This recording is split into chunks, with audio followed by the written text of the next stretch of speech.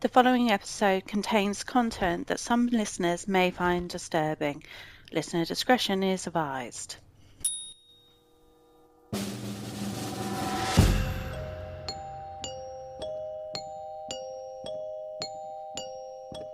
Hi, I'm Zoe, And I'm Kaz, and this is Tea, Crumpets and Horror. a very British podcast.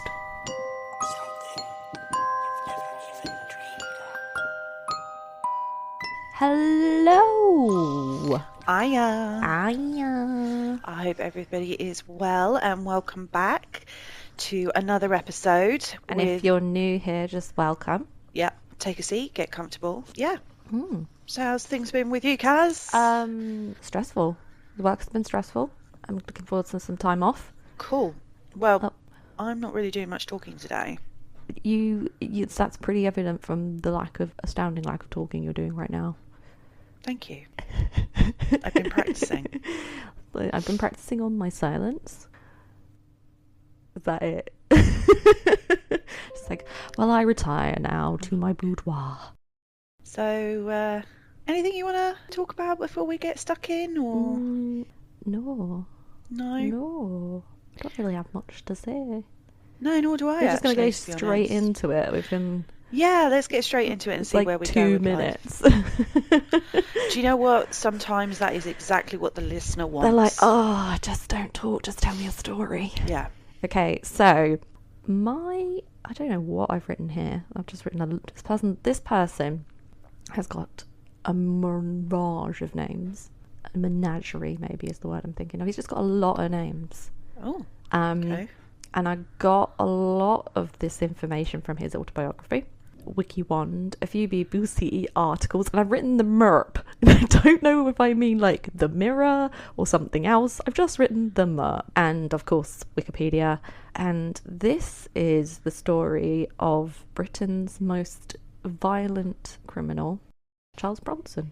Lovely. I just wanted to say, if you're thinking of reading his autobiography, Bronson, which came out in 2000, there is some homophobic language in it and some what I would class as racist language. I'm not 100% sure, so just be aware of that if you're thinking of reading it yourself. Forewarning to you guys, I don't want you to go in there thinking he's a ray of sunshine. This story, when I was researching it, went on for about 700 years. He's got quite a story, really, hasn't It he? is the story to end all stories. I can see why they made it into an autobiography. There's a movie with Tom Hardy that kind of highlights some of his more well-known incidences, shall we say.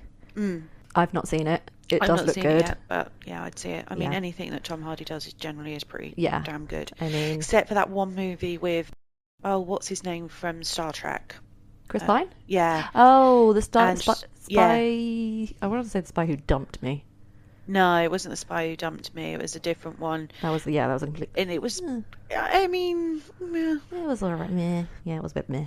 Okay, so Charles Bronson was born Michael Gordon Peterson on December 6th in 1952 in Luton in Bedfordshire. His parents are Joe and I think this is spelled to be pronounced Ira Peterson, and he was one of 3 boys. He's the middle child. So his older brother Joe is 19 months older than him, and his younger brother Mark is 8 years younger than him. So Mark was only 7 when Bronson left school to start working, and he says that he wished they'd been closer as they were growing up because that age gap, and he does talk about it in his autobiography about how there was just the 2 of them and then suddenly there was this baby, and how that kind of like affected them really, as well, not so much as a family unit, but I guess it affected him because he didn't really know what to do because he wasn't a child himself. So his dad Joe was in the Fleet Air Arm, which is part of the Royal Navy. It's like the planes part, in case you weren't aware of the bit where I said Fleet Air Arm. And later he ran the Conservative Club. He was also a boxer, and both one of Bronson's aunts and one of his uncles were both the mayor of Luton in the 60s and 70s. So his family's quite like, I was going to say prosperous, but they're quite like successful. I believe his mum and dad ran the Conservative Club in Aberystwyth, I can't never pronounce it, in Wales. as well. Okay. Yeah. No, that's where they ran it entirely, because they moved to Wales for a while and came back to Luton. He really loves his mother, and for all intents and purposes, he was a good child. He did have a good childhood, and he was a good child. In his autobiography, he recalls being dressed up in dicky bow ties to go to school, and they always went out and did something on the weekend as a family. His aunt, Eileen Parry. Come on, Eileen. Yeah, she was quoted as saying, as a boy, he was a lovely lad. He was obviously bright and always good with children. He was a gentle and mild-mannered, never a bully. He would defend the weak. Yeah, I guess that kind of sums up him as a child, really, because you only kind of really can take his word from it for what's written in the autobiography, but even his aunt is saying, I believe Eileen was the lady who was the mayor of Luton in the 60s, or the 70s, I don't know which one.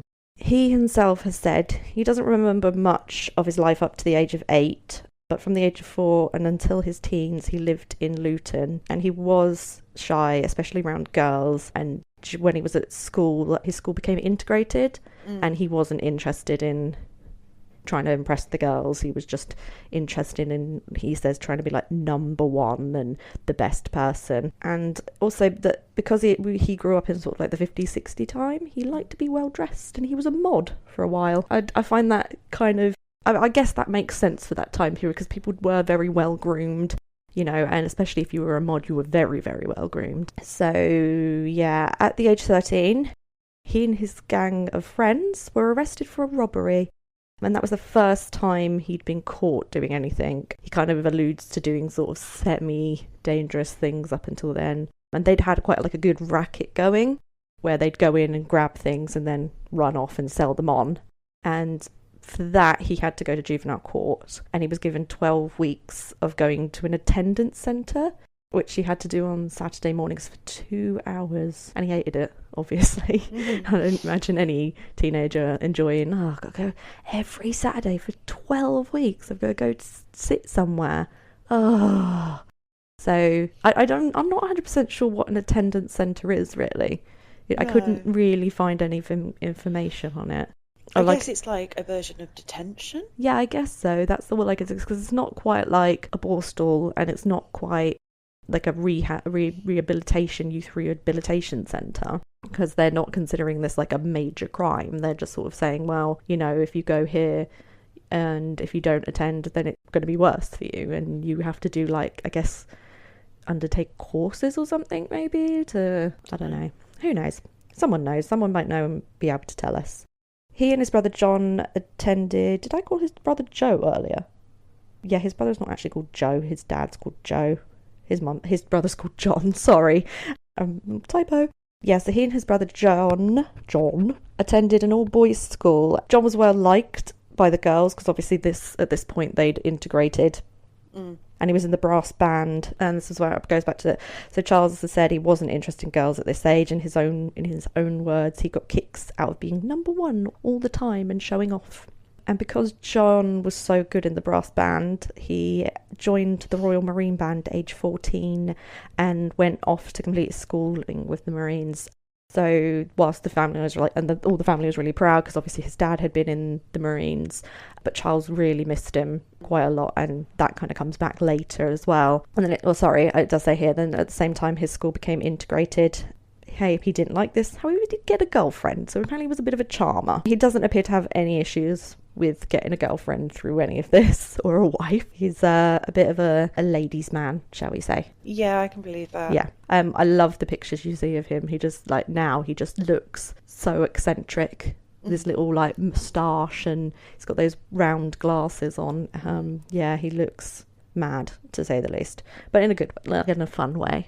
So he and his friends would joyride motorcycles, and he moved schools several times but was repeatedly expelled due to fighting. So fighting's like this clearly just a thing that's been going on in his life for God knows how long. Ages. Since year dot, from the sounds of things. And at one point he ran away from home and hitchhiked to see his brother John in Deal, Kent. John told him to go home, but Charles went to London before eventually returning home. And he got all sorts of mischief, he said. You can read in his autobiography. He likes to tell you about how he lost his virginity. That seems to be a thing with men, isn't it? It's like, this is what I did. This is the moment I lost my virginity. You know, girls, women are like, meh. It's not that important. Interesting fact, though. Our great-grandparents on our dad's side got married in Deal. Oh, in Kent? Yeah. Wow. Yeah. Was one of them in the Royal Marines? No, I don't know. Obviously, we're talking like 1930, I think. Oh, wow. I was like, someone's doing that thing where they're just piecing bits of evidence together and they're going to find us and find out who we are. Joke's on you, this isn't my real name. Or is it? Or is it? Do. You see that thing where someone pieced together, it was like, I can't remember who the rapper was, it was like Ice-T or something. It has this song called like Best Day, and someone literally figured out what day it was via the clues in the song. Fair enough. There are people out there, those people are dedicated. Great. So just beware. And now I will no longer give away any information about our family. I feel like that's a lie. It's like, is it true or is it not? Okay, so John's not in this anymore. About this time, he decided to just leave school. Okay. And he didn't have any qualifications, so he started working at the local Tesco's, and I really find that quite funny when someone's like, so he got a job at Tesco's. Guess how long he lasted? I'm going to go with a day. No, a bit longer than that. A week? A bit longer. A month? 2 weeks. Oh. Yeah.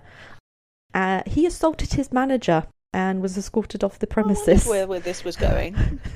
It's pretty obvious, isn't it? It's like, I think he said the what I remember from the autobiography, he was the manager was just rabbiting on at him and he just sort of hit him with something. He doesn't really have any impulse control. Yeah. Luckily for him, though, the manager never pressed charges. Fair enough.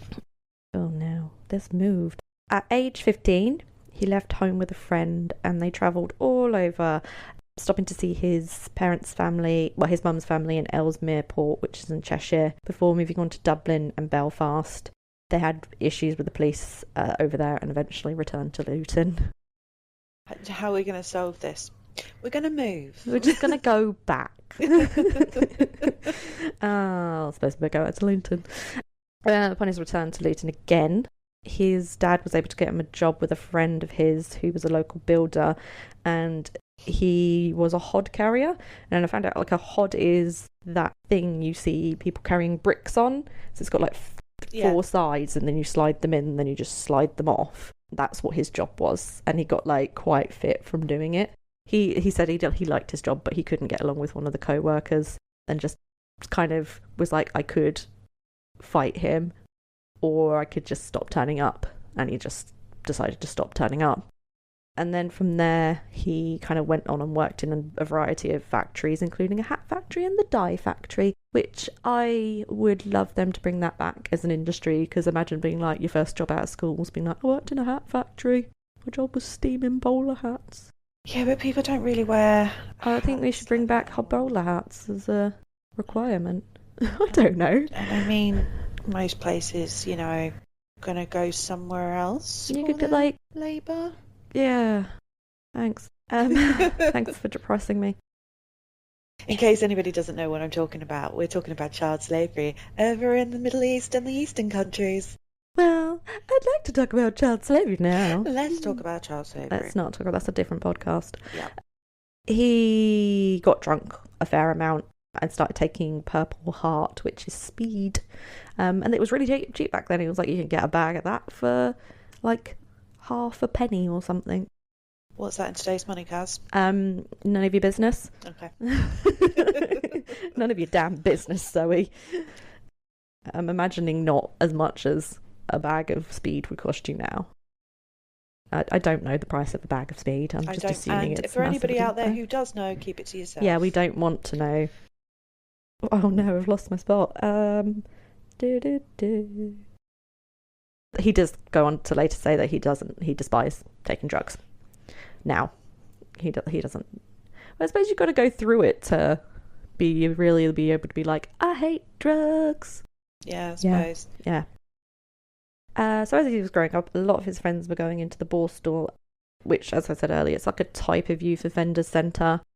I mean, quite different from today. I think it's like you had more manual labouring jobs I don't know, because like they did a TV show about it, didn't they, a few Yeah, years and I think back? there's like schooling as Yeah, well. they do like schooling, and they have to get up at a certain time, and they obviously there is, they have to do like cleaning and stuff like Mm. that. But I think it also was kind of like, I I don't think they know, was it learnt trying to, trades or something, and yeah, it's very different from youth offender centres today, yeah, where you kind of just go and that's it. I think they do offer some education to people who are still school age, but when it's like voluntary, because obviously from 16 school and go to carrying on your education is voluntary, yeah, but you have to get your like minimum GCSE level education.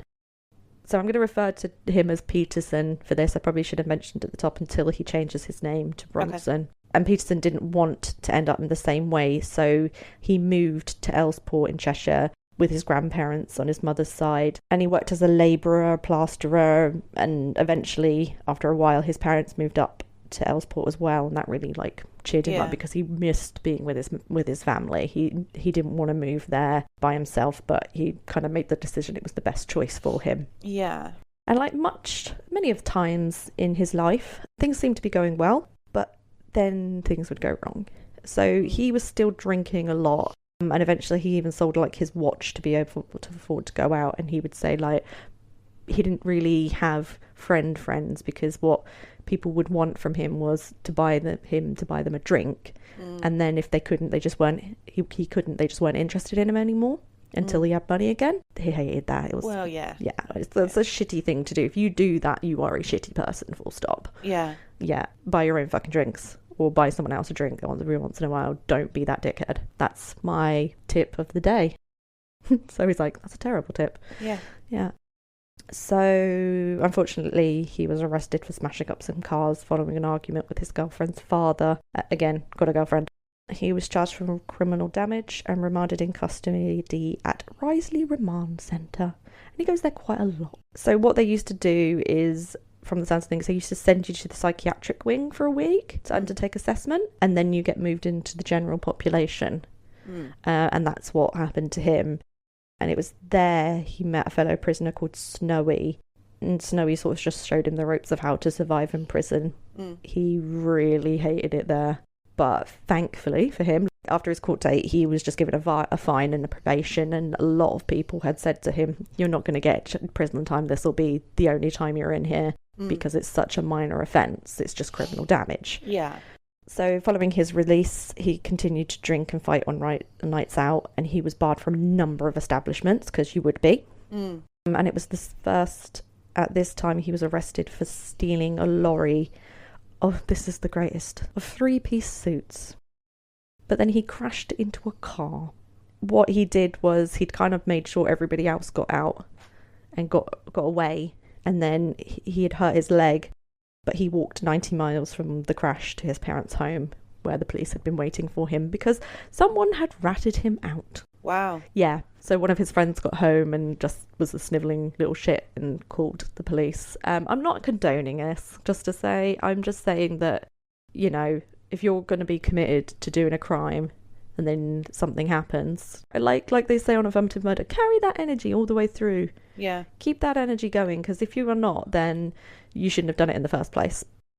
So he went back to Risley, because this is such a typical police thing. Basically, they held him there because they wanted to see if the driver would die. So it would go from, I think it's like reckless endangerment to murder or manslaughter. But the driver survived, so Peterson was once again released with fines and probation. Additionally, he was then banned from driving for life. Oh, okay, Yeah. that's a bit harsh. Yeah. Well, I don't think so. I mean, people who, drink drive or drug drive. Oh, they should definitely be banned for life. Like, especially if you do it more than once. If you can't be responsible, learning to drive is fucking hard. It's not a right. It's a privilege. Yeah. Good example. I've only just passed my driving test, and I'm in my 30s. So, it's not. You don't get to turn 18 and go, well, I'm going to learn to drive, and it's because it's my God-given right. It's not your God-given right at all. It's a privilege afforded to you by the government, the law, society. You don't have a right to learn to drive, especially if you're going to be a drink driver or you're going to take drugs and drive. Well, yeah, and I mean, we know, not personally, but there was a pretty horrific incident in our hometown involving, drug driving.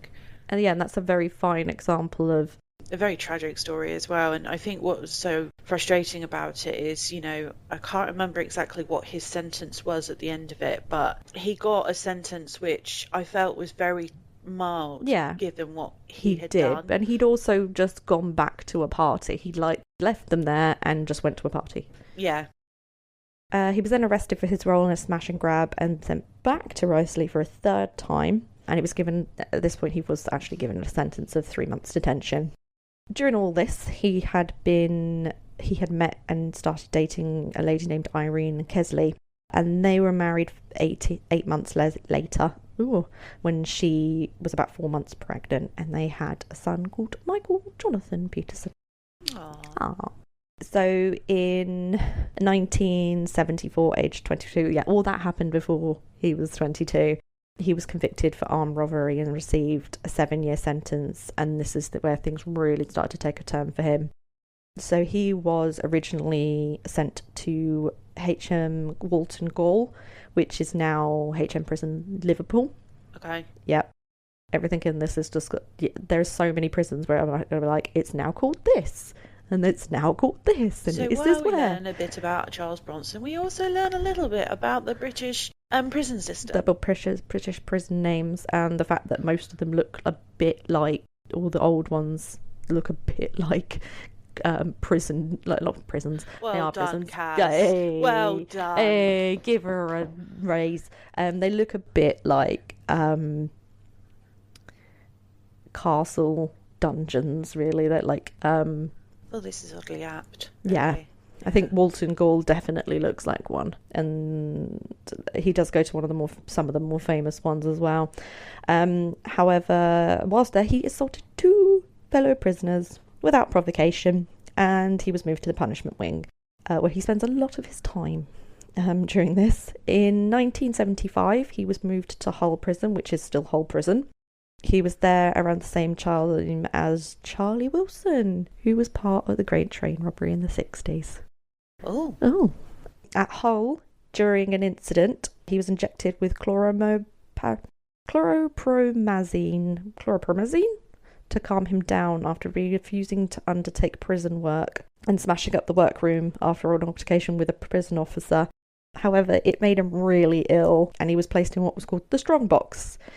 So this is a double-doored cell which is soundproofed, has no windows or furniture, just a door. And he spent 3 weeks there. Oh. Yeah. And an additional 6 months was added to his sentence. And then it was during that time that his wife Irene and his son visited for the last time, and he hasn't seen, at this time of writing this autobiography, he hadn't seen his son in 20 years. Oh. Yeah. Wow.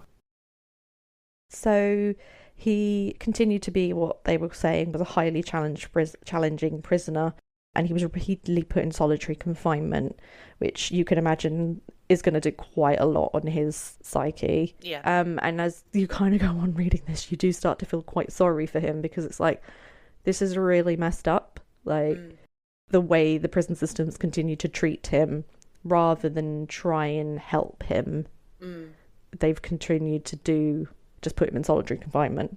But then again, on the other hand, some of it's, he doesn't really help himself. So it's a bit of both, I would say.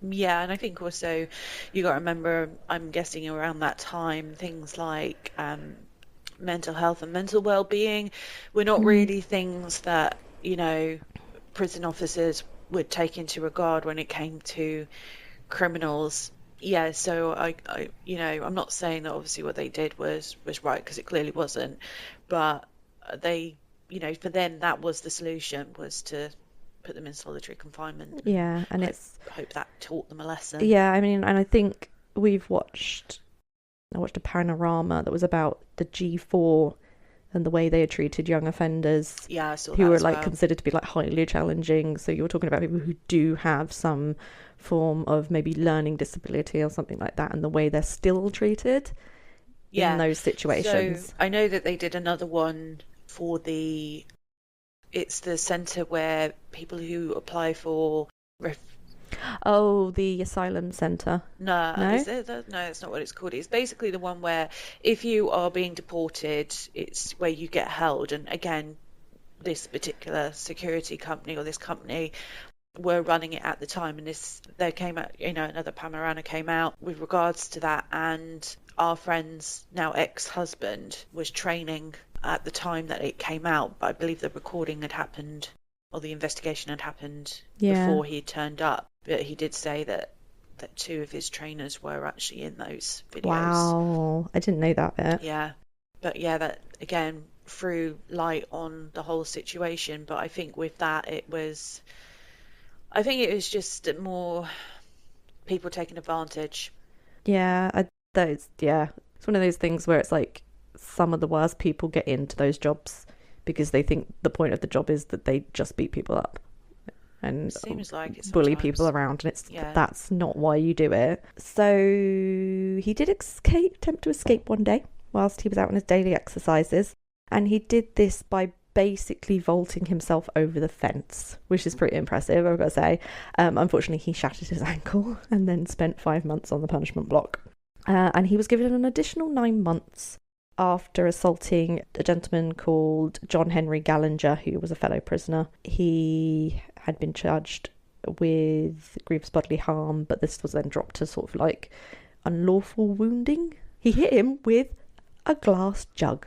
Did I say that?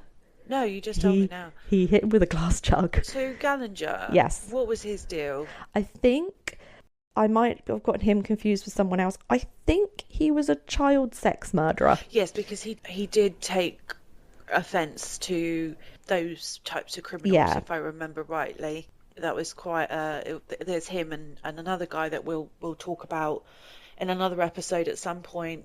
They were kind of like, they were, not to say that what they were doing was right, but they seemed to have decided that they had a moral compass when it came to trying to kill people. And I do think a part of it also for him, I think, is that he just, again, doesn't have this impulse. He has no impulse control. I think part of his brain is just going, I'm going to hit that guy. And he does. He was then moved to Armley Gaol, which I just assume Gaol just means like prison in some other language. This is now HM Prison, Leeds. So, between the times of 1975 and 1977, he was moved several times. From Armley, he was moved to Wakefield. From there, he went to Wandsworth and then Parkhurst. He then went back to Wandsworth, then back to Walton, then back to Wandsworth, and finally back to Parkhurst. So that is in, the space of 2 years, he was moved 1, 2, 3, 4, 5, 6, 7, 8 times. Wow. 8 times. I mean, one time I was moved in a call centre 6 times in 6 months, and not necessarily once a month. And it is quite inconvenient. Good comparison. Not to bring any minimisation to obviously Charles Bronson's plight here, but it really is inconvenient. And I've got to pack up all my stuff and take it. Yeah, and it's to the other side of the room, and then I've got to readjust my chair. Well, this is the thing, isn't it? Because you've just you've just got comfortable, and you've got the monitors the way you like them, and you know how long it's going to take you to walk from your desk to the bathroom. Write him a letter and be like, "Dear Mr. Bronson, I am aware of how awful it is to have to move so many times in so few years. One time I had to move 6 times in 6 months in my he's call got to centre. make new friends. That's just... I think people are just scared. Well, he went to the same place a couple of times, so... Yeah, but there's no guarantee that the same people are going to be there. Yeah. That's I true. feel for him. It's like having to start school all over again. Prison school. Also, every time you say he's sent to the punishment wing, I just imagine them all having to be sat on naughty steps. Yeah, which they're again, all like... I know is not what they do. But they're like, it's like, stand in the corner and think about what you did. Yeah, stand under the clock and think about what you did. So, on the journey, this is really horrible actually, I found this really awful. So from the journey from Wakefield to Wandsworth, which is pretty long because Wakefield is in Leeds and Wandsworth is in southwest London. Peterson was basically spent the entire journey on the floor of the van. He was then So basically they chained him to the floor of the van because they considered him to be so dangerous. He was then sent to the strongbox again when he got there because he assaulted a hospital and block officer, and he bit a senior officer in the ensuing scuffle. I always find it funny when people are having a fight and they bite someone. It's like, like laying out there like in a toddler. Yeah, it is a bit, isn't it? It's quite sad, this bit. Upon his release, he was issued with divorce papers. And in the book, he says the officer that handed them to him went, "Oh, look at this. Not even your missus wants you." That's pretty. That's a dick bag thing to do. Don't do that. I would like to think that our prison officers are a bit better than that. I mean, I do have a fair bit of sympathy for them because obviously they're massively understaffed, massively over. There's so much underpaid, under-resourced. Yeah, and they've got these epidemics going on in the prisons with drugs. But then again, it was a completely different time back then, different society, different attitudes. Yeah. So anybody that is a prison officer that might be listening to this and thinking, you guys are telling this story terribly, thank you. Thank you. But also, we appreciate the work that you do. We know it's really hard and that you do have the welfare of those offenders. And yourself as well. And to take care of. We know it's not easy, especially when sometimes people don't want the help. But, the other thing is also, I know you guys wish you could do more. Yeah. We do understand it's a difficult job, but also just don't take this as being like, this is what we still think prison officers are like these days. Also, someone tell us what the punishment wing is, because if it is not a bunch of naughty steps, I'm going to be sorely disappointed. It's just a bunch of prisoners. They've just got like several hexagonal rooms, and it's just various prisoners standing in corners. So it's like, can you leave?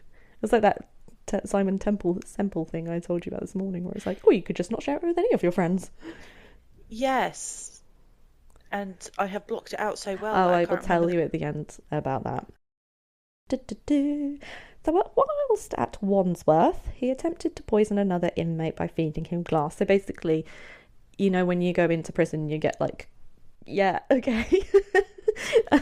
This will work out really well. Charles, I'm really sorry, but that is not how glass works. No. He ground it up and put it in sugar, and then offered the sugar to because the guy was like, "Can I borrow some sugar?" And he was like, "Yeah." And then it's still not how that works. He would have it in his tea, and he was like pissing blood for weeks. Yeah, that's different, Charles. That's not poisoning. Yeah. Good show. Good try. No, bad the Charles. Bad. I mean, Charles. It was ingenuity. He tried. Yes. He tried. Do. Hey. And in 1976, he was moved to Parkhurst. So Parkhurst is located on the Isle of Wight, and at the time, it was home to. Do you want to guess? Oh God, Peter Tobin. No. Charlie from the Chocolate Factory. Could you imagine Willy Wonka? He's going to jail. Oh, what's his name? Oh God, I've forgotten it. The one. Oh God, the Moors murderers. Ian Brady. Yeah. Brady? No. Okay, who? The Cray twins. Ah. Yeah, the Cray twins. Oh, it's round. I reckon they would have fit right in with each other. Reginald. Sorry, I have this bad habit of calling Ronnie Cray Reginald. Even though that's not really. It's not. It's Ronald. Ronald and Reginald. So Bronson is quoted as saying as they were the best two guys I've ever met. I thought so. The thing is, I do think they were probably like very nice people, but also horribly violent people as well. So it's that kind of, he's not technically wrong, but they're also criminals. I mean, one of them was a little bit bonkers. Yeah, well. More bonkers than the other. Yeah, well, we know. So the other one didn't really have an excuse. He was just a violent human being. Really hurt him, I did. Another great movie that Tom Hardy was in, actually. That is quite... Oh, Tom Hardy watch party. Unfortunately, his grandfather's house blew up and his grandfather was killed. And can I just tell you how much I tried not to laugh as I said that? What's that got to do with his time in? I'm about to explain. It deeply upset him because he loved his grandfather, Zoe. Well, this is only the first time I'm hearing about him. Well, he did move up to live with him in second time I'm hearing about him. Peterson described this as quite like a dark period in his life. He turned in on himself and spent a lot of his time just reading and sleeping, which is just general depression shit. Yeah, it's generally, if you are depressed as fuck, you'll probably know that you want to sleep more and do nothing. Yes. Yeah.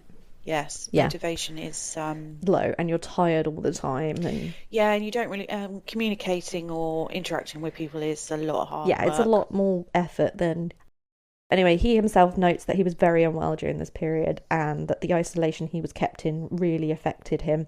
And this goes back to what I said earlier about how the prison system really they didn't know how to manage him, but they treated, and they still do, from what I understand, treat him really badly in regards to his mental well-being, in that sense of being with other people. So at the time his autobiography had come out, which was in 2000, and just in 2000, there was no he had spent 24 out of his 28 years sentence in solitary confinement, and as of 2017 he has been in solitary confinement for 31 years. Wow. Yeah.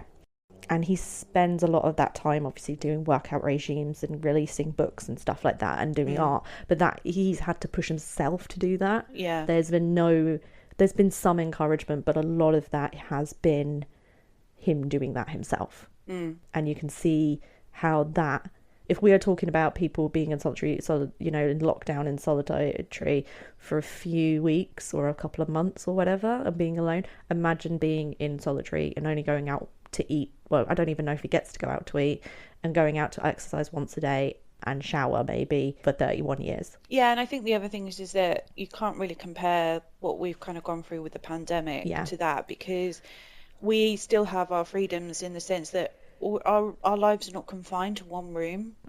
Definitely. In a lot of cases, I'm not saying all cases, but we can also choose when we eat, when we sleep, what time, when we go out. We still have the luxuries of being able to choose what we want to watch on TV, and even the fondness of being able to start a new hobby and also buy things. And you can see your family. I mean, I know they're not in person, but we've got the technology to be able to see our families. Yeah. I know it's, like I said, it's not the same thing. You can still chat to your friends. I mean, we still chat to our friends and have like a little group chat and stuff like that. But this is almost total cut off from other people. Because he's considered challenging, where I don't know, obviously I can't say they have or they haven't, but it does seem from his point of view that they haven't made the effort to try and help him get back into, or whatever it is that is causing this, they haven't tried to find ways of helping him cope with it so that he can still be integrated with general populace. Yeah, and I'm wondering though if some of it is partly to do with his own safety as well. I mean, obviously, it's very difficult because he's so impulsive, and he's also his anger is combustible. Yeah. He doesn't seem to have that ability to sort of take a moment and say, internally, like, okay, I'm not going to react. This is not a good idea. Don't do this. Yeah. I mean, it's not to say he this bit when he returned to Parkhurst, he was placed on Unit C, and all the inmates that he had previously known had moved on. The Cray twins were now in the hospital wing for some peace and quiet, which I found quite funny. The Cray twins having some peace and quiet. So C Unit is an incredibly dangerous and violent wing, and Peterson notes that inmates would hurt and kill each other often. During his time there, he was seen by a neurologist who diagnosed him with epilepsy and hysteria, which during this period of time basically meant he had mental health issues. Right. Which obviously we all know hysteria was a word that was kind of made up to make women seem like they were mad. Yes. And then they'd kind of over time broadened that because they didn't understand human psychology. And there's still stuff we still don't understand today, why people do things, or why things happen to us, or why the brain is the way the brain is. But obviously you wouldn't probably go around saying you're being hysterical to someone unless you were like they were generally being, by what modern standards would say, as hysterical as sort of, I guess, just, I don't know, just being... It's kind of like a sudden extreme burst of emotion, really. Yeah. But I tend to think more when I hear hysterical, I think more usually about laughing. Yeah. Or you're being, so say, like, something terrible's happened and you're just, like, sobbing hysterically. That's what I would say is less of the connotations of you're just being completely in what we would say is nuts, or trying to make something seem like more than it actually is. It's now just like you're being a bit, you're acting more than you would in this situation normally. I did try to look this up, but I couldn't find any information to support this diagnosis of epilepsy, so I don't know how true that is. Right. And a Dr. Falk did do a report on him saying that Peterson was a psychopath with a very sensitive ways that called paranoia. And again, I couldn't find this report. Obviously, it's not going to be online. Why would you think that? And to this day, he has never officially been diagnosed with any mental illnesses, and doctors are not sure if he does have any.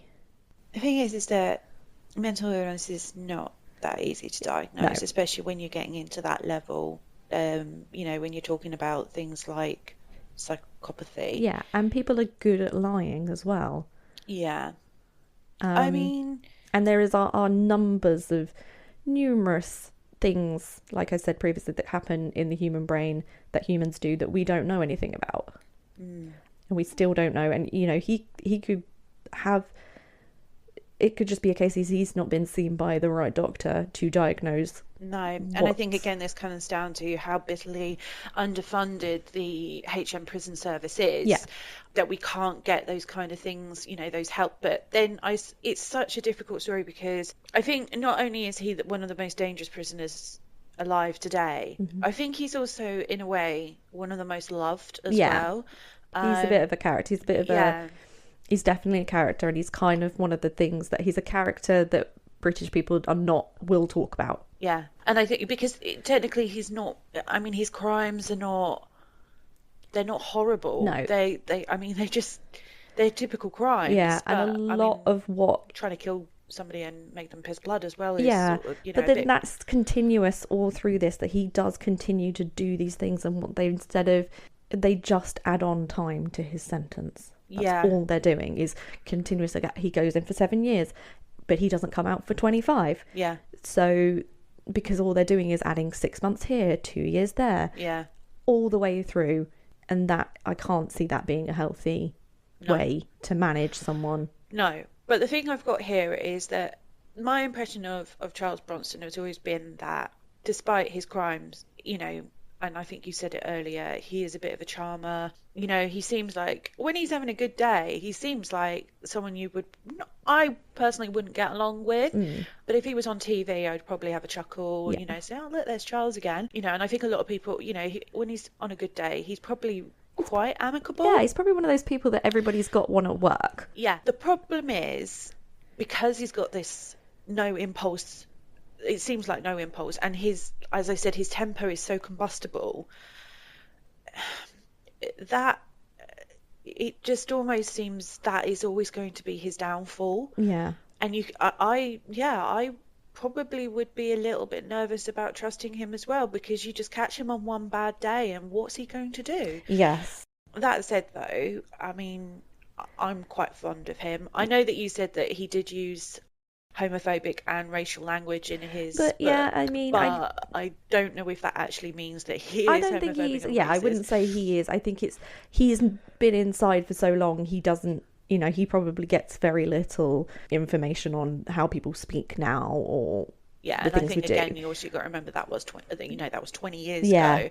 And I mean, if we're all really deeply honest with ourselves, the use of certain language back in the 2000s, 90s, 80s, even probably before 2000, up to 2010, was perhaps a little... I would still say it is today, just because people are more willing to be like, no, that's not acceptable. Yeah. Doesn't mean that language isn't used. No. And, unless someone's literally going, no, don't use that language, Charles. Yeah. Where society, even though we can say it's wrong, society didn't do anything about it back then. Well, this is the thing, and it's very hard not to do that whole presenteeism thing, which I often do criticize people for, because yes, it's wrong now what was happening, but back then it wasn't. And because it wasn't back then, that's why people were doing it. Yeah. The thing is the difference is when you acknowledge that what you did was inappropriate back then, but you no longer do it now. Yeah. And you can face up to that. It's when people are like, well, we used to say it back then. Why is it a problem now? That's what the problem is. Yeah. Now, I'm not sure if Charles Bronson is homophobic, and if he is racist, I am going to probably give him a wide berth on that one, only because I haven't actually seen the kind of language he's used. But I mean, obviously, if he is, then I'm afraid that is one of his flaws, probably, and it will bring him down a little, quite a bit in my books. But despite the fact that he's incarcerated for such a long time, I mean, he genuinely is a fascinating person. He is. He's. This goes from being absolutely slightly hysterically funny to that's not great. No. And we are only in the 70s, and so he has a period of time where he comes out of prison for a while and then he goes back in. So this is why this is so long, and I mean, we're nearly at an hour already and I've barely touched on most of this. Blimey. Blimey. During his time at Parkhurst, he attacked an inmate called Johnny O'Rourke with a jam jar and then was put back in the strong box. There he attempted to commit suicide but was saved when a guard checked on him, and then he was moved to F2 and charged with GBH. I assume not against himself. I assume against Johnny O'Rourke. Don't know, because technically suicide's illegal, isn't it? Is it? Yeah. Oh yeah, it is, isn't it? That's why they get... But I thought that was only based on the whole, if you had died, it's so they could do an autopsy to see whether or not it was a suspicious death. I don't know. Yeah, I think that's the general gist of it. But I think I have heard of cases where people have been charged for trying to end their own life. And it seems almost very... Is that like they're being charged because they want to put them under a section 117? No, I don't know. No, they have actually genuinely been charged with attempted murder or something. What the hell? With that said, I feel that in this situation, because of everything that's going on with Charles Bronson, it wouldn't surprise me if they did that, because that is how petty this whole system sounds. Yeah. And I just wanted to just kind of go back a little bit, and when you were saying about the presenteeism and saying that things were okay back then, but they're not now, that doesn't relate to other subjects. We were just talking about the context of language here. Yeah. We're not talking about other things that actually they were wrong back then and they're still wrong now. Yeah. But they were seen in a different way, and that's something we can touch on at a different point. Yeah. But not today. Yeah. So after this, he was made subject of a transfer direction under the Mental Health Act, and in December of 1978, he was moved to the high security psychiatric wing of Broadmoor, which is in Berkshire. And then he was moved on to Rampton Secure Hospital, which is in Nottinghamshire. And a fun little fact, in England, there are only 3 high security psychiatric hospitals, and they are Broadmoor, Rampton and Ashworth Hospital. Ashworth Hospital is in Merseyside, so they're all up north. Everything else is considered low security or low to medium security. Peterson didn't cope well with the forced medication and the other patients within the facility. Sorry, it's this guy who's the child sex murderer. He attempted to strangle John White, who was a child sex murderer. White survived, and Peterson was moved back to Broadmoor, where he was reunited with his old pal Reginald Cray. At Broadmoor, he had attempted to strangle Gordon Robinson with a silk tie, but this tore, and he became depressed due to the failure. Which, again, is a little bit funny, but the fact that he's tried to kill about 4 people already, and 2 of them were in Broadmoor or in within high security psychiatric hospitals, is bonkers. Why was somebody not watching you? This is the whole point of a high security psychiatric unit. Also, the idea that he was reunited with Reginald Cray at Broadmoor is quite funny. lucky for him, his old pal Ronnie was able to arrange a visit from a boxer named Terry Downs to cheer him up, basically. Terry Downs' nickname is... Do you want to guess? Because I love boxers' nicknames. They're one of my favourite things. No idea. The Paddington Express.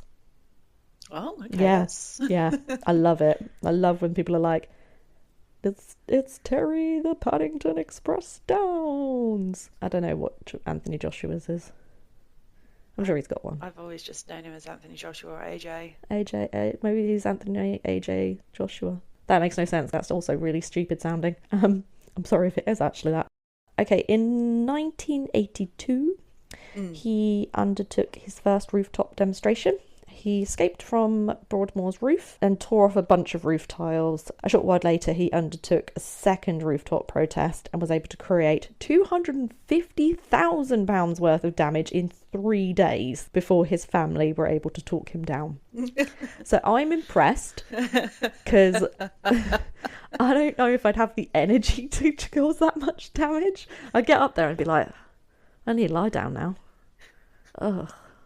Thing is coming he's back probably in. so strong as well that it means nothing to him. Yeah, and I mean, how much does a roof tile cost? Like, I imagine it's not just that he's done, but like he's obviously ripped up quite a lot of roof tiles and then had to go at like the structure.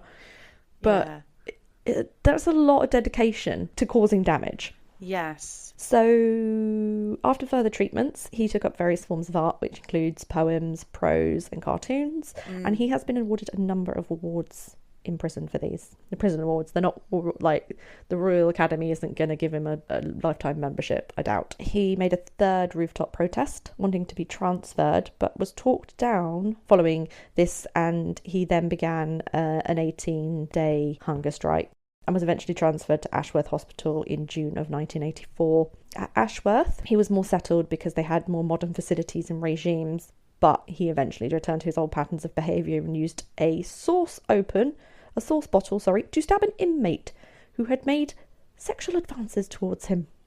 Wow, okay. Yeah, I mean, I understand, but I wouldn't have stabbed her, because like as a woman, obviously you're going to understand unwanted sexual advances. It happens all the time, but I haven't stabbed anyone yet.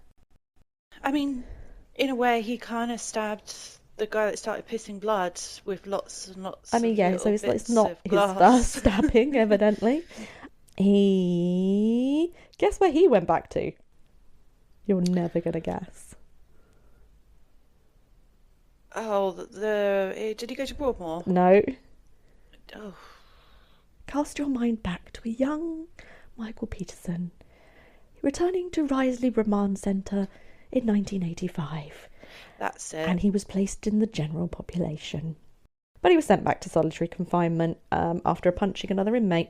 In May of that year, he pled guilty to grievous bodily harm and had 3 years added to his sentence.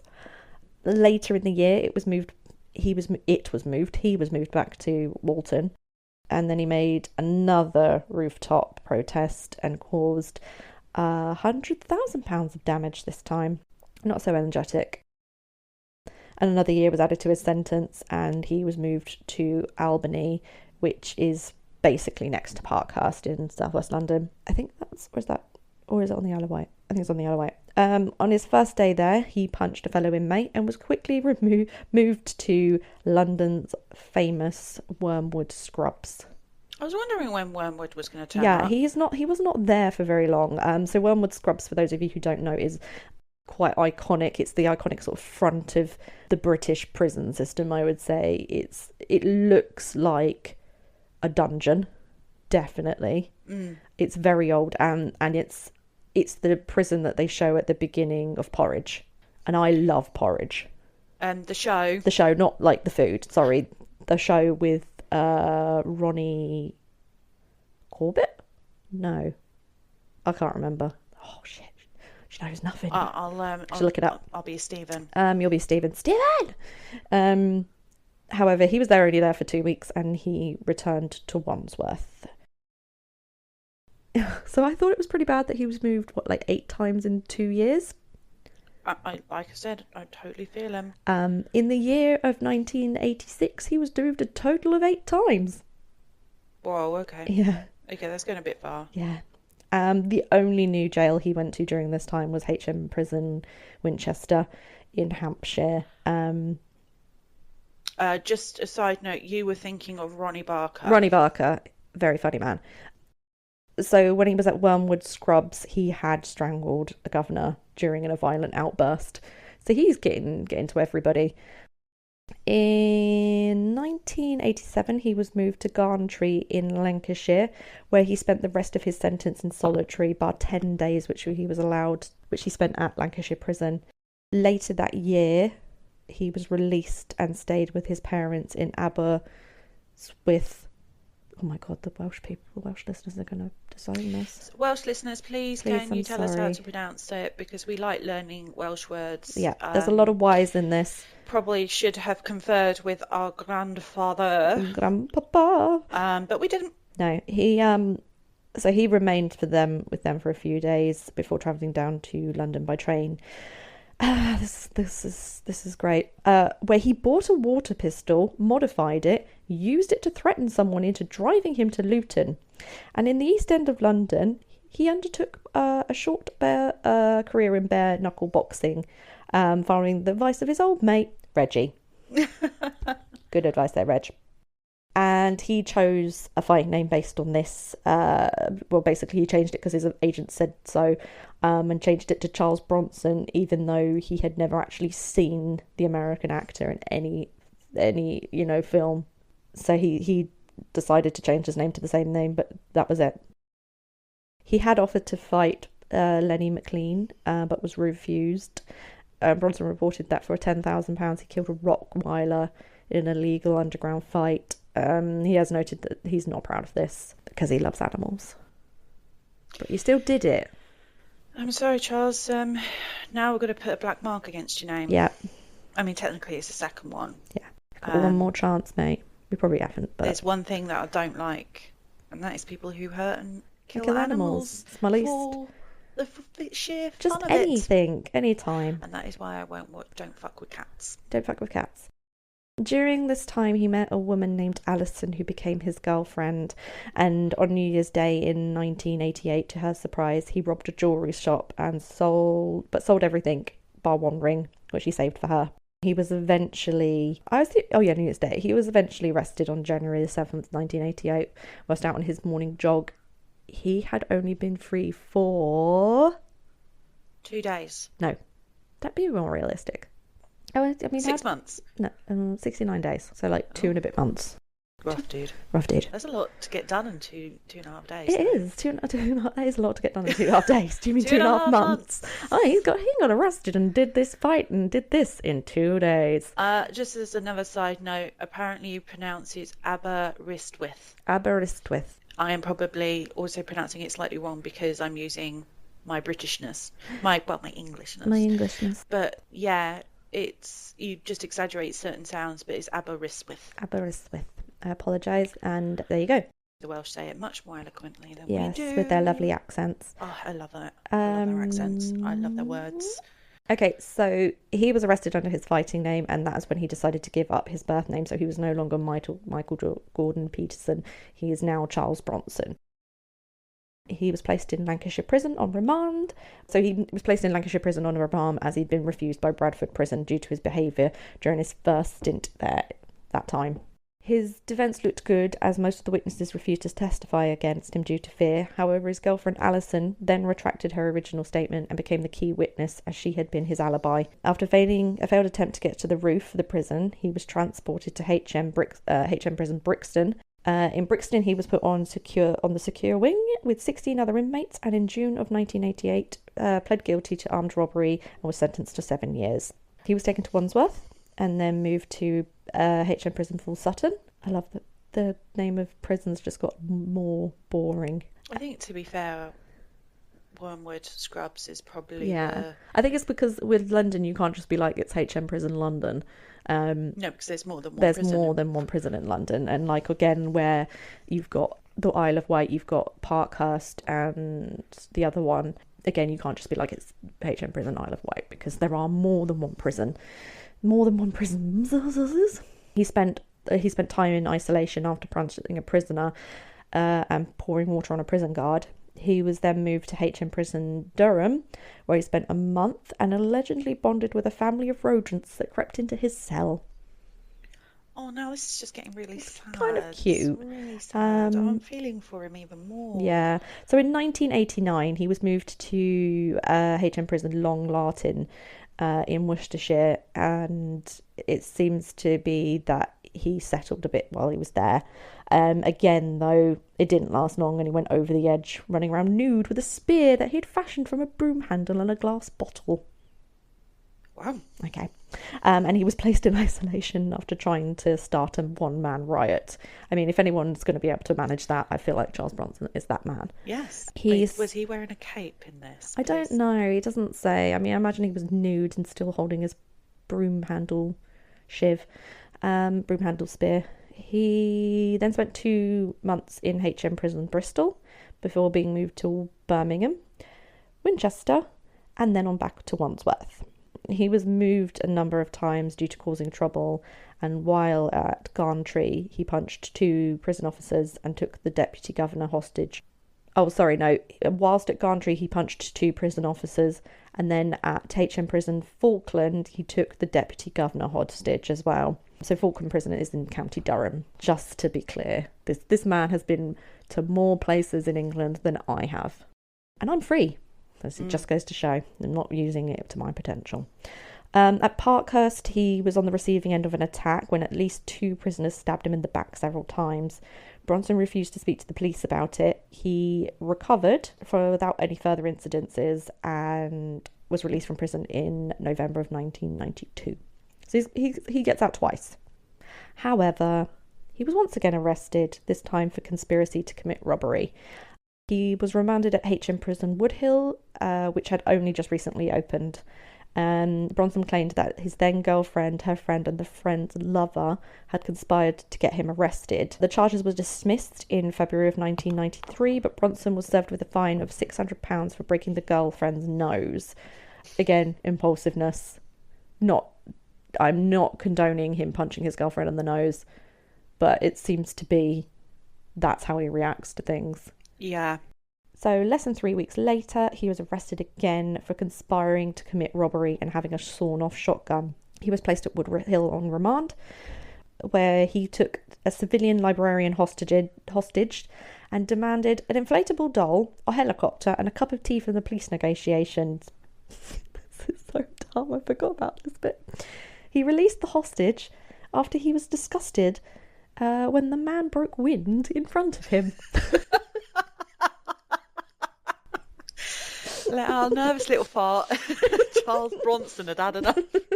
Oh, get out. It's like that child. Get out. It's like that thing I heard where someone was like, oh, this child only gets defensive farts in front of you. Like, you say something and then he farts. Sorry. I just got the image in my head, the awkward silence after. And then it's just like, get out. Get out. So he was moved to HM Prison Belmarsh and then on to HM Prison Bullington for his trial. At this point, I think I had just given up on trying to tell you where these prisons were. He pled not guilty to the conspiracy, but guilty to the possession of the shotgun, and he had told the jury that he intended to use the shotgun to kill himself. I was like, that's not really going to work, and then I realised it was a sawn-off shotgun, so it's only about yeet big, isn't it? It's like 2 foot. Just for people outside of the UK that don't know what yeet is, we're talking probably about 30 centimetres, maybe a bit longer. Oh, yeah, I'd say about 2 foot. No, maybe like a foot. Yeah. No, that's a foot. No, this is a foot. Just we might just be showing each other our feet. Sorry. Yeet actually means to chuck something, like yeet it away. So I just used it in the wrong context. For people outside of the UK, yeet was actually used in the wrong context by Kaz. And you actually all know what the correct meaning of the word yeet I mean, is. what she should have said, it was about yay big. Yeah, I think I meant yay big. And in this case, she was I would say a sawn-off shotgun, you're probably talking about 45 to 60 centimetres still. Yeah. But you could easily, Yeah. And by the way, please don't shoot yourself with a sawn-off shotgun. or at all. At all. If you are feeling suicidal, Go speak to somebody. please get help. There many organisations. Yeah. Mind is a really good one. Yep. We will post some links Yes. to some good organisations for you in the Yes. show notes and on our in social general, medias. Yeah, because like there's obviously a lot of things that we're quite passionate about.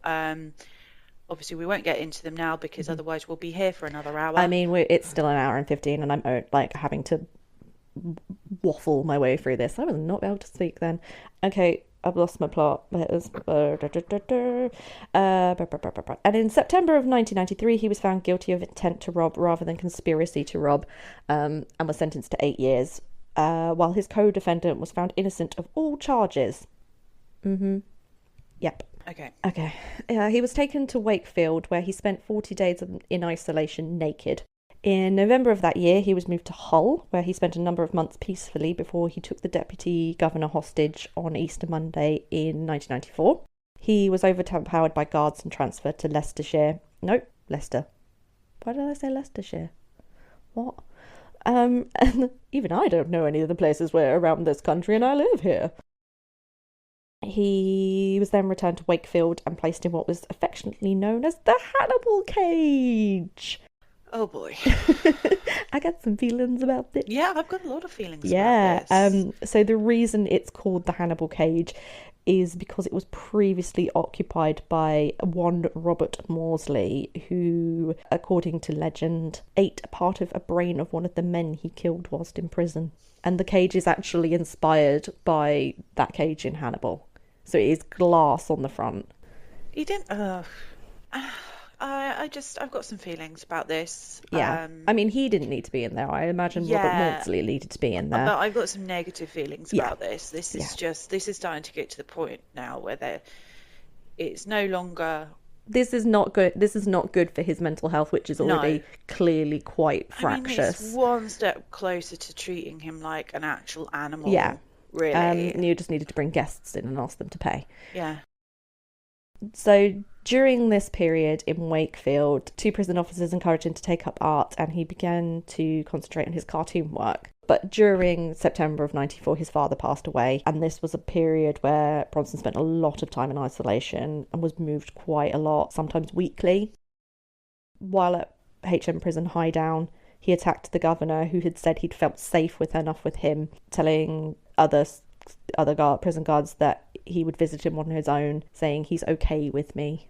So it just goes to show there was a lot of, he's knows these people really well, but also he can flip on a dime, as they say. I mean, did he ever explain why he decided to do that? No, because I could only read a certain amount of his autobiography, so then I kind of moved back away from that to Wikipedia because I can read all of Wikipedia. Please donate to Wikipedia if you can, even if it's just like £2 or £1 or whatever. It's a pretty good resource, unless you're writing your university essays, in which case go to Wikipedia, go down to the references, and then just use those. That's what I was told. Yeah, don't use Wikipedia itself because it is not necessarily accurate, because everybody can edit it. But where obviously you think something might be true, and if there's a little number on it, you can click on it and that will take you to the reference, and then you can go to the actual reference and read the context properly. Yes. And do that, because I think I did that for quite a bit of my essays, and it is really, really helpful. So he was moved to HM Prison Lincoln, where he worked with children with Down syndrome, and because of this he was moved from isolation back to the prison wing. So he did a really good work with them, and I do believe later on he does donate. There's a donation he has made that was to like a child with multiple sclerosis, but that will come up at the end. However, he was moved back to isolation after returning 30 minutes late from his half an hour exercise time. Maybe give him an hour then. Maybe don't give people half an hour's exercise time. And also, when we say he turned up late, are we talking a minute here? 30 minutes late. Oh, 30 for his minutes half an hour, from his half an hour exercise time. So he was gone for an hour. I see. For me, it still seems very harsh just sticking back in isolation for that. Yeah. It was one incident. Yeah.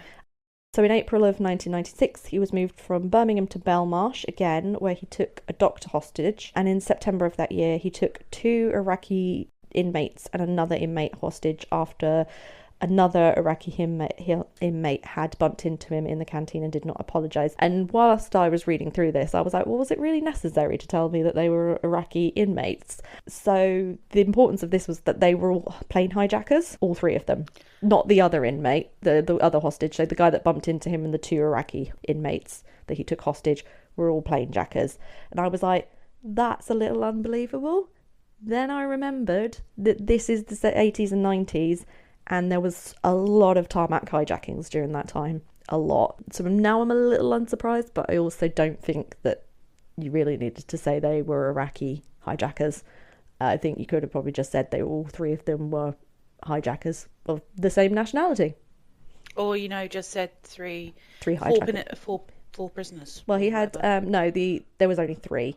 Okay, well, three prisoners, after... Two hijackers and one random dude that they got. So he admits that during this time he was losing it and would rant about his dead father, and any funny business would result in him snapping necks. He sang and laughed and forced the Iraqis to tickle his feet and call him general. He demanded a plane to take him to Libya, and 2 Uzi submachine guns, 5,000 rounds of ammunition, and an axe. What are you planning on doing with that, Charles? In Libya. Liberia. That is a place, but this is not what that says. So eventually he released the non-Iraqi inmate and then started chanting about wanting ice cream, which is a little bit adorable, but you can also see he's clearly lost it. Yeah. He then hit one of the hostages with a metal tray, immediately felt guilty about it, and asked that same hostage to hit him 4 times over the head just to make amends. And then he slashed himself 4 times with a safety razor and agreed to release the hostages and return to the isolation wing. Again, clearly not a well man. No. And again, if this is, you have these urges, I'm not saying to take people hostage. If you have urges to take people hostage, please, oh my God, get some help. Please do not take anybody hostage. But if that is something you have the urge to do, is to hurt yourself, again, please get help. Please get help. Because they don't really mention anything about them helping him. No. So they added 7 years to his sentence, but this was reduced to 5 years following an appeal. So he's already in for 8 years. Is it 8 years, did I say? Something like that. 7 or 8 years. And they've added another 5 on top of that. And this is that thing of they just keep adding stuff to his sentence. So, and yes, okay, he does deserve some reprimanding for the things he does. This definitely is one of those cases, but it seems to be everything. Yeah. In October, he took a doctor who came to see him instead of his lawyer hostage, but released him after only 30 minutes. The doctor refused to help with prosecuting Bronson for this. So, there is someone out there. So there are people out there who are like, no, I'm not going to do that. He needs help. And in 1999, he took a civil education worker hostage. The education worker had criticised Bronson's art, and Bronson went on a rampage, throwing, this is quite impressive, refrigerating units and furniture around. Wow. Yeah. And so this went on for 44 hours before he released the hostage. During this time, he was briefly rendered unconscious after getting shocked while pulling out a washing machine. Sorry.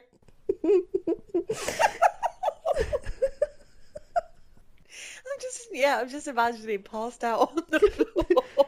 And then the hostage is like, are you alright, mate? He's not moving. He's like, oh, God's sake. Just got to sit there in awkward silence.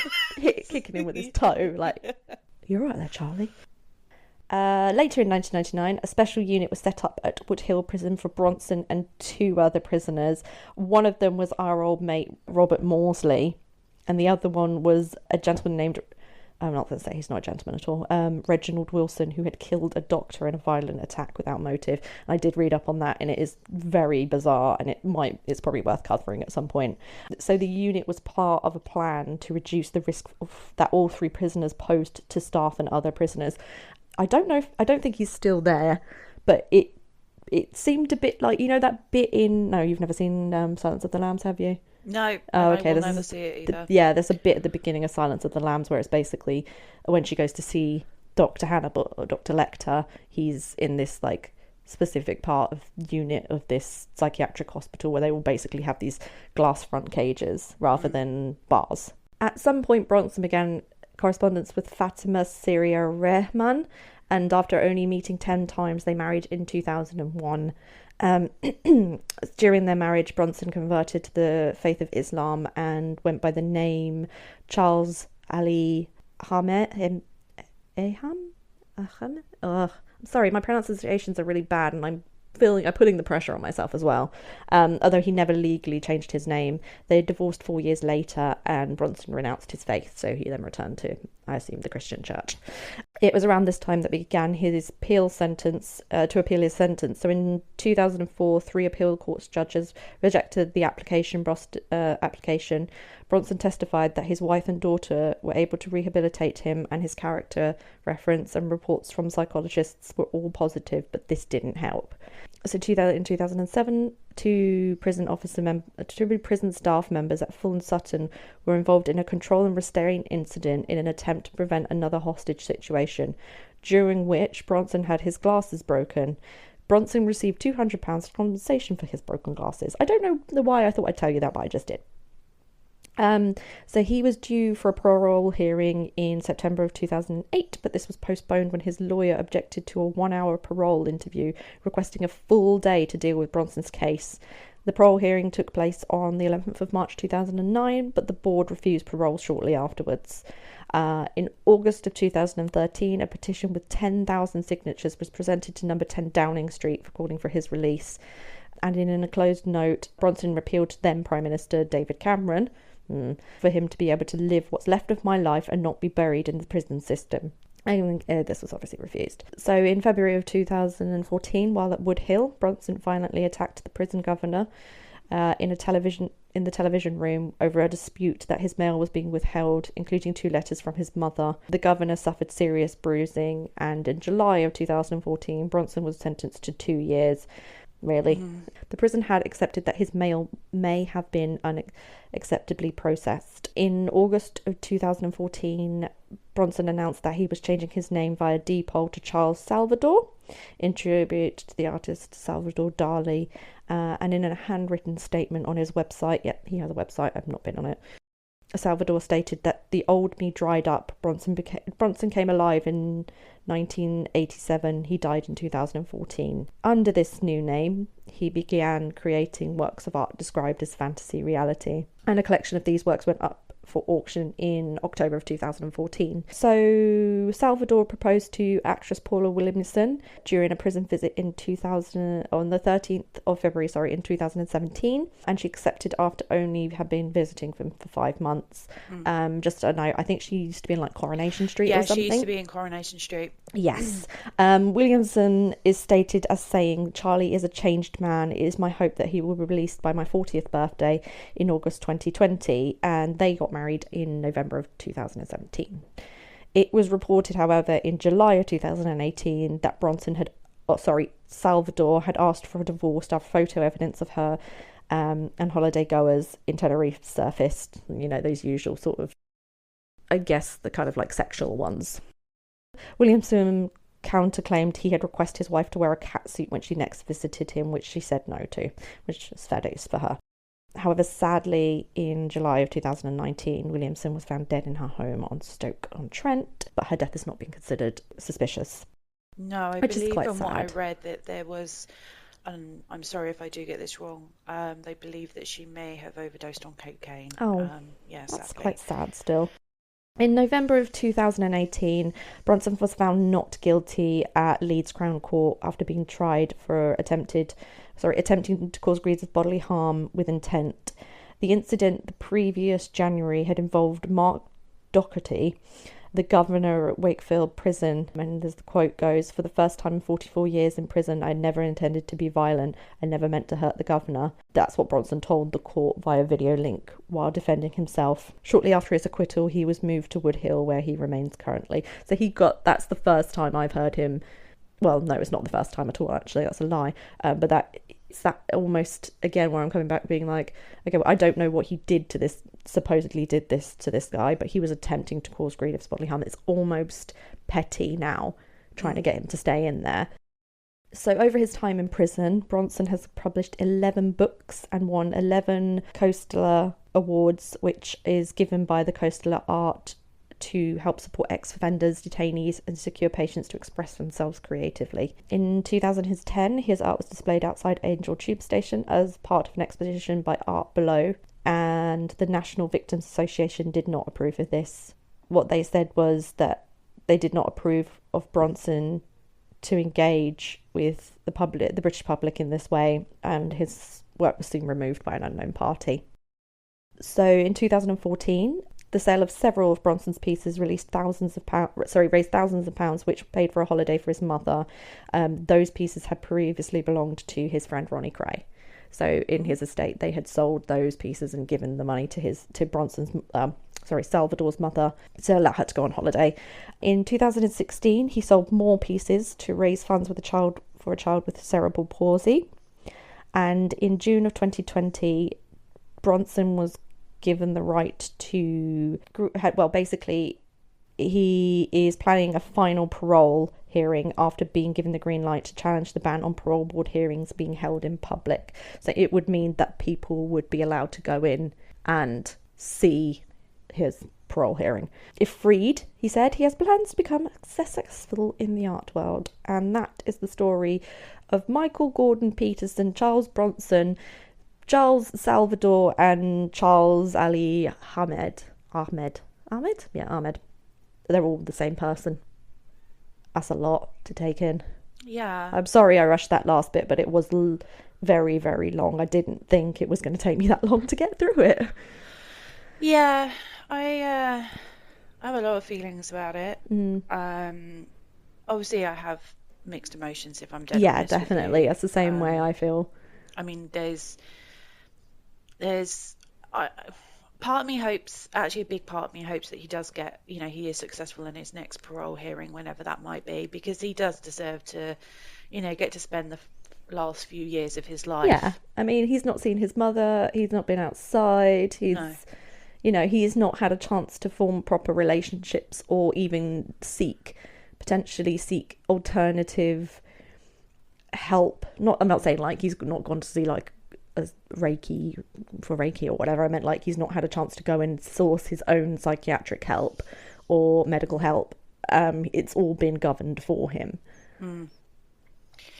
Yeah, it's just a shame that he's never seemed to have really been able to get hold of this impulse control issue.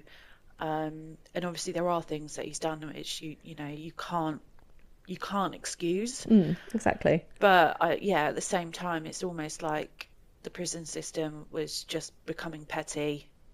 It also seems like it's almost like they're trying to keep him there for entertainment value. It's like, oh, look at Charles Bronson, he's still in prison. It's an entertainment value on some levels, but it shouldn't be. Yeah, and I think the other thing is that, like, from what I remember of the story you've told, a lot of his attacks on people were inside prison. Yes. They weren't outside of prison. Obviously, yes, he hit a car with a person in it and they got injured, but he didn't intend to hit that person. No. I know that you said obviously he punched one of his ex-fiancées. Again, not cool. That's black mark number 3 in my book. What was black mark number 1? Use of homophobic and racial. Yes, okay. Yeah. That was a potential though. Yeah. I mean, again, I don't know really how he's used it, but again, it's been used. Yeah. So a lot of those attacks on people have been inside prisons. We don't really know what's kind of happened around that situation, and I think it's almost like we want to keep him in prison because he's dangerous and he'll be a danger to the public, but at the same time, while he's in prison, we're not really going to do anything to make sure that he doesn't find himself in situations where his impulse gets the better of him. And I would be interested to know about that governor who was like, oh, he's good with me. Yeah. Whether how that kind of came across. Was he like being arrogant, like, oh well, I'm the governor and he'll be okay with me, or was there like generally an almost friendly relationship? Yeah, was there a friendship there? Yeah, that would be interesting to know. And also what led to that? Was he receiving bad news, or because then I would, if he was, I would argue actually the governor realistically took the risk into his own hands, because Like he how you went knows from that, like, from, you were like, well, the risk here is this. Whereas yeah, I'm like, don't do that. why not? Well, like, That is the truth of that the is matter. the If truth, you know yeah. I think it's somebody just like a way more logical way than normally people would be like, yeah, but he attacked him. but that's the thing, and this is sometimes why I want to tell these stories, is because it's, yeah, okay, we said that the reason we do this is to bring to the surface some, interesting characters, interesting events, and the history of, the United Kingdom, Great Britain, or, England, Scotland, Wales, Northern Ireland, or the Republic of Ireland, if that's how you want to look at it. But the fact of the matter is that and you know what I'm like, I don't just take everything that I'm told at face value. Yeah. And I think if you know that somebody like Charles Bronson is going to react negatively and quite potentially in a volatile way when you give him bad news or criticism, why would you put yourself in a situation where he could react that way? If they were, I'm not saying this is the case, but if that governor was giving him bad news or criticizing him for something, I would say he would have then been very arrogant to say, oh, he'll be fine with me. It's fine, let me go in. No. So, yeah, I've got mixed feelings about it. I do hope he gets out. I hope, though, that he gets to find a quiet life, and get on with his paintings. And I hope and that he left gets a alone. chance to seek some help that's not under the, Yeah. it's not under restraints. Yeah, and I hope also that he doesn't become a show horse as such, that, every newspaper, magazine, and show that can possibly do it will drag him out into the spotlight Yeah. and make a mockery of him, because he deserves so much more than that. But yeah, thank you for that. That was great. That was mental. That, like, honestly, when I was doing that, it got to me because it was just, and then this happened, and then this happened, and then Yeah. this happened, and after a while, it stops being funny. It stops being like, oh, this is kind of funny, to, oh my God, This again. this. Yeah. And it's partly, yeah, it's just exhausting to read. I think people would agree with me on that. It's exhausting to read and it's exhausting to experience, I guess, even for Charlie. I would call him Charlie like he's my friend. Oh, Charlie. Yeah. So, I forgot the fact I was going to tell you. I said I was going to tell you in the middle of this. fine, and I will again, re-listen to this and tell you next time. yeah. So I was thinking, like, oh, what have we been doing that we kind of enjoy and want to tell other people about? And then I remembered Too Many Spirits. Oh my gosh, yes. Oh my days. That was so funny. I laughed so much I had an asthma attack and had to go to bed because I couldn't carry on laughing, otherwise I would have been really sick. Yeah. I mean, Georgie posted up the other day the story about the Scotch egg thing again. And I was like, I can't find it funny anymore, because I think what had happened is at that time where I had, like, literally laughed so much, it became like that just sucked all the laughter out of it, and like I've done all the laughing for it. Yeah. Like, I've done all my talking for now, so like I don't have to talk for that. I'm gonna talk for the rest of the day, don't worry. But yeah, so we're a big fan of Shane Madej and Brian Bagara. Ryan Bagara. And we quite enjoy watching their BuzzFeed Unsolveds. But this is different, and I really enjoyed it. Yeah. It was kind of like Drunk History meets Ghost stories. yeah, paranormal or something. But some of them were just, they didn't even try. No. Which I did kind of appreciate, in that, like, you would get a story that was like, once I saw already a UFO and my cat haunts my house.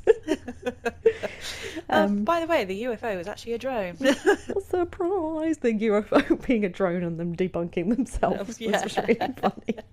So watch. Again, if you really need a good laugh, and you appreciate, like, Drunk History. Yeah. You mean you don't even have to be, like, into ghosts or whatever. No. I do think it's just fun. Yeah. there is something quite funny about watching people get drunk and tell stories, and watching what the person they become as they drink is quite funny. Yeah, and I think also because they've got this friendship, because they've been working together for so long. Sorry. Did you just burp at the audience again? I did. Sorry, I wasn't expecting it to be that loud. We're not even to double figures yet, and you're already belching in their face. This is just. I can't help it. I'm a vegetarian. We burp more. Yeah, on that note, I'm going to stop talking about. Sorry. So what? Too Many Spirits is on the Watcher channel on YouTube, just to be clear.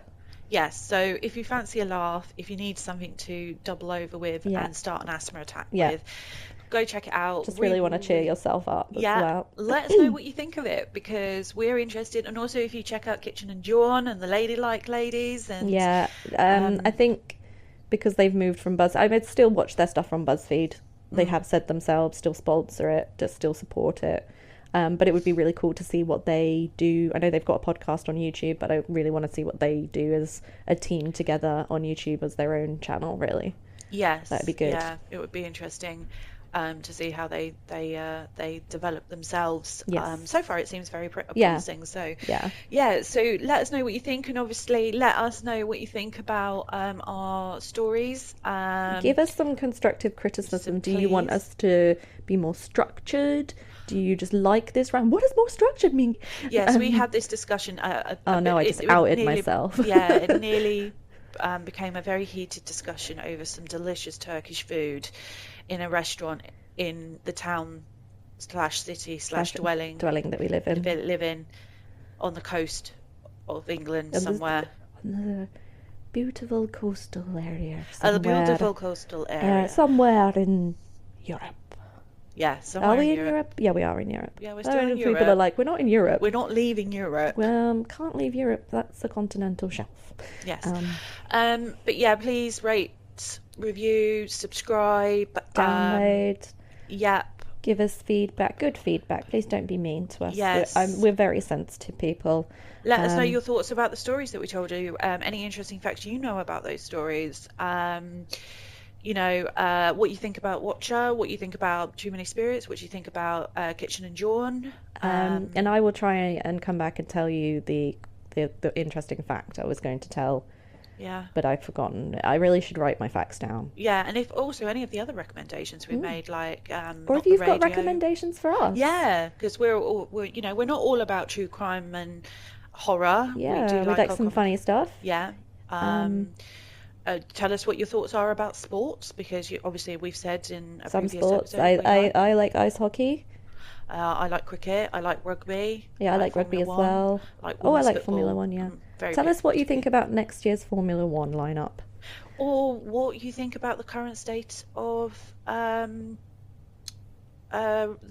rugby union in the UK. What do you think that sports could sports do more about racism and homophobia in it? Yes. Yeah. What are your thoughts? And I'd like to hear that. I'd like to maybe do an episode on just at the beginning of an episode and read that out to what people said. Yeah. And just be like, this is some people's opinions. This is not a sports podcast. No. But we could make it a sports. No, we're not going to make it a sports podcast. I don't know nearly enough about sports to care. Maybe we I think one of my major sports things is that I would like to promote more people just watching sport and not having to know all the rules. Exactly. Or it's okay not to know the rules. Yeah. If you have a vague idea of what's going on, like, some people on some knife shoes are going to skate around and hit each other and they got to get the rubber thing in the net, that's fine. You don't need to know why someone blew the whistle and someone's sitting in the penalty box for 2 minutes or whatever. Or why they started fighting. Yeah. So by all means, hit us up. We would really love to hear from you. I know we just keep repeating ourselves on that, but we really do. We want to give you smoochies. We want to give you kisses. Okay, she wants to give you kisses. I'm very much an arm's length kind of person. That's probably where she don't want to give you kisses. I need you to buy me at least a vineyard full of wine. A Martha's Vineyard worth of wine? Yes, before I might let you touch my hand or make eye contact with me. Oh, beautiful. Yes. Now I've got my hands outstretched ready for somebody to pounce at me. So I can go, no! Cool. Right. Well, we will speak to you next time. It will be my turn? Yes. So we will speak to you guys later. We love you. Love you. We love Ciao you so for much. now. Bye-bye. Bye. Let's get out of here.